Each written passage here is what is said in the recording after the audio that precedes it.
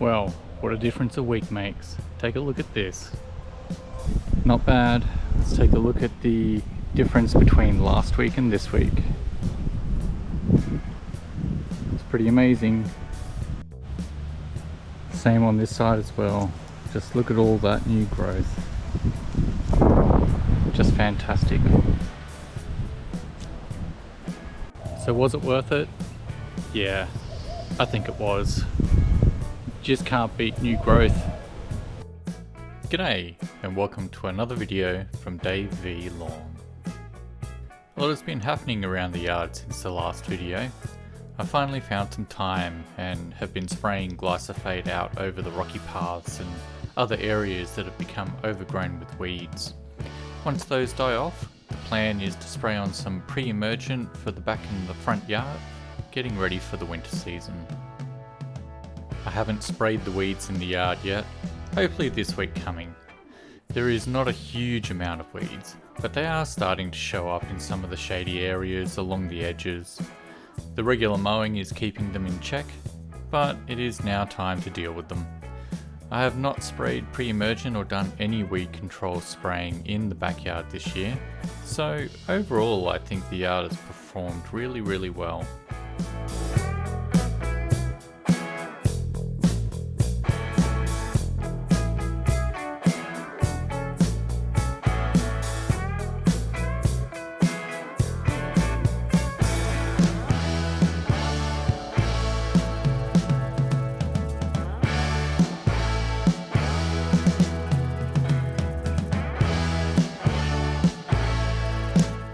Some time ago, I removed the rake attachment from the L at Kensington. This week, we're going to put that attachment back on and cut the lawn at the same height of 19mm. The uplift rake sits just behind the front roller and it's meant to tease up runners that are lying flat on top of the lawn. Instead of it getting pushed down as the mower passes over and never getting cut, it should help remove the runners disturbed by the scarifying and leave the lawn nice and flat. I removed the rake at some point due to the rake dragging too much. It would cause the mower to veer off course and it was difficult to run the mower in a straight line. This was likely caused by a thatch build-up issue. I know better now, so I'm putting it back on and setting it to the highest level, and I'm going to just see how it goes today. So far so good.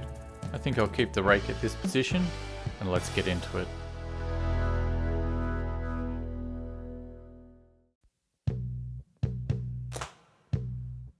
The first pass is looking great. There is still undergrowth visible, but I'm expecting the tillering process with PGR to add more green leaves and cover that over in time.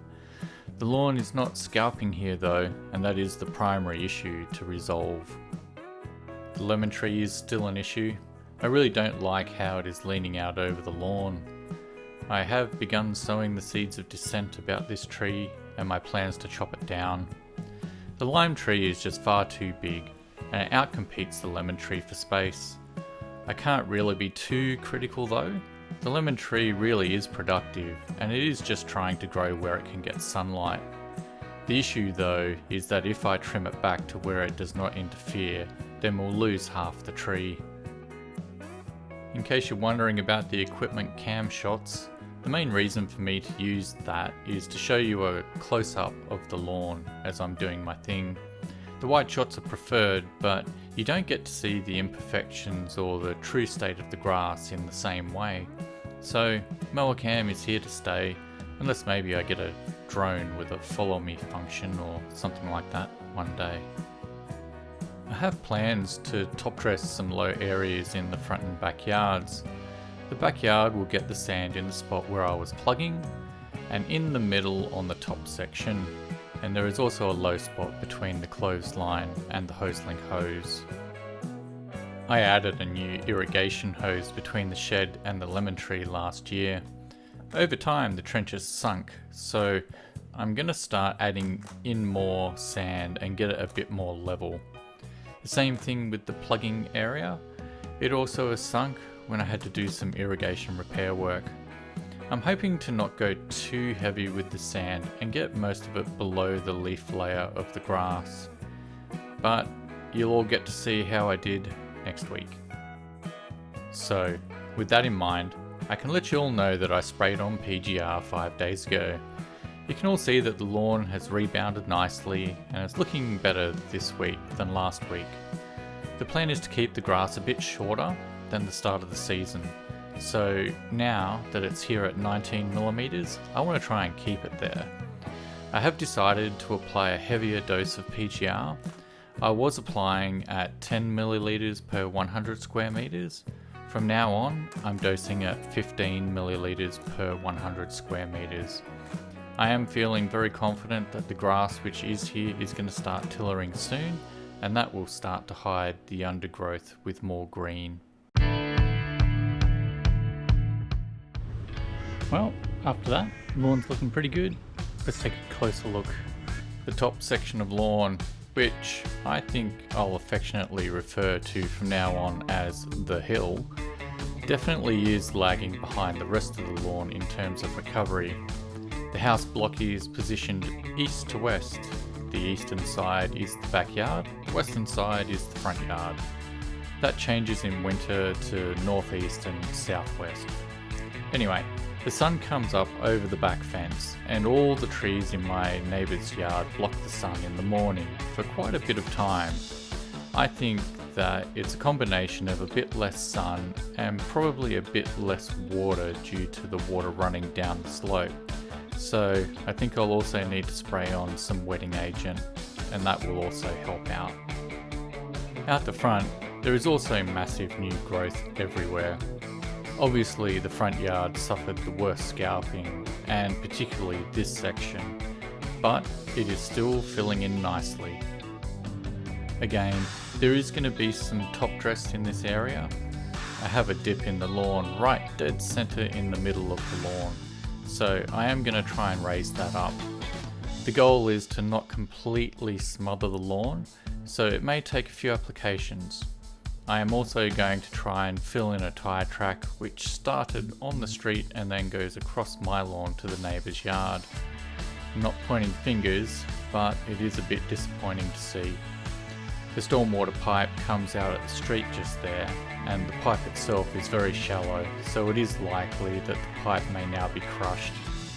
I guess I'll know next time we get a downpour. I'll also start adding sand to the tyre depressions where my son parks his car. The lawn is cut very nicely, and now I can tell you all that I did in fact cut this lawn last week as well. There were stolons poking up and some areas with grass that needed a trim, so I ended up cutting the whole front yard after cutting the backyard. I just didn't film it as it was a last minute decision. While I was cutting the lawn though last week, I noticed that there was a lot of new leaf budding, and I thought to myself, this really is going to take off in a few days. So, I decided to spray this with PGR as well. Now, I know a lot of you are thinking to yourselves that I have in fact gone quite mad, and that this is a huge mistake. But, just look at the lawn. It rebounded out of PGR, and it is looking great.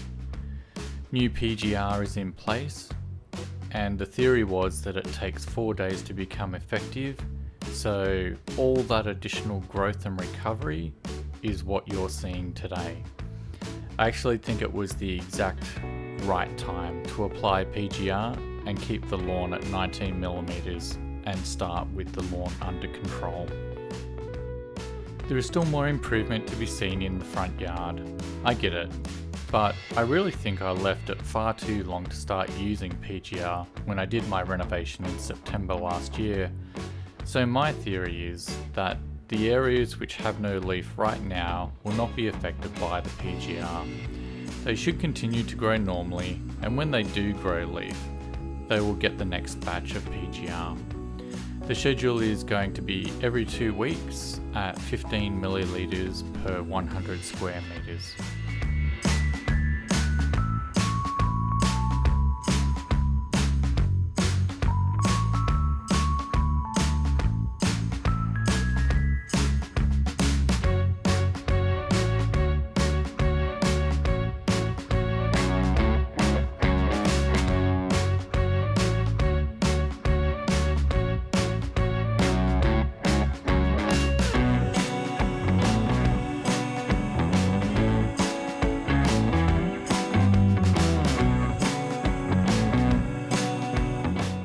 now that that is out of the way, I'm also top dressing the main section of lawn, particularly where the postie ruts are.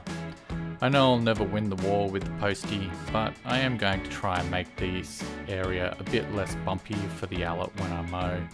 So the tracks along between the letterbox and the street are going to get some attention.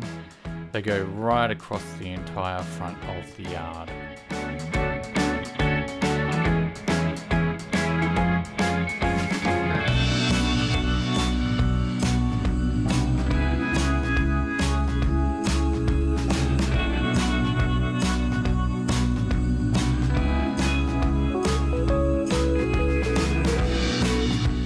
There is also a depression at the urban utilities box in this section, so some top dress there and also right in the middle of the yard where the bare spots are as well.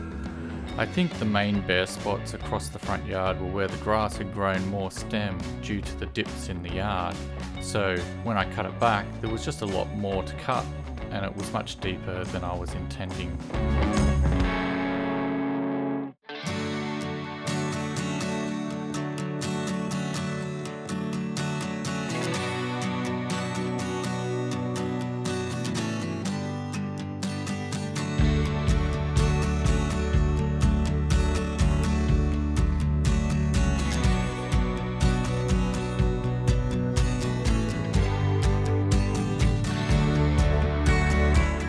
Also, there are plans afoot to trim back the Morea bush.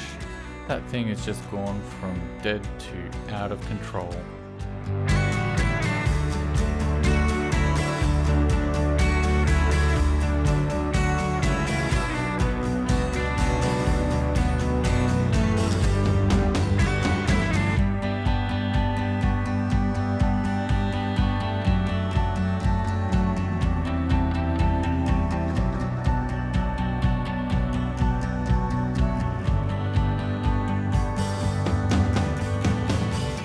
So, am I mad, or is there logic to the way I've done things?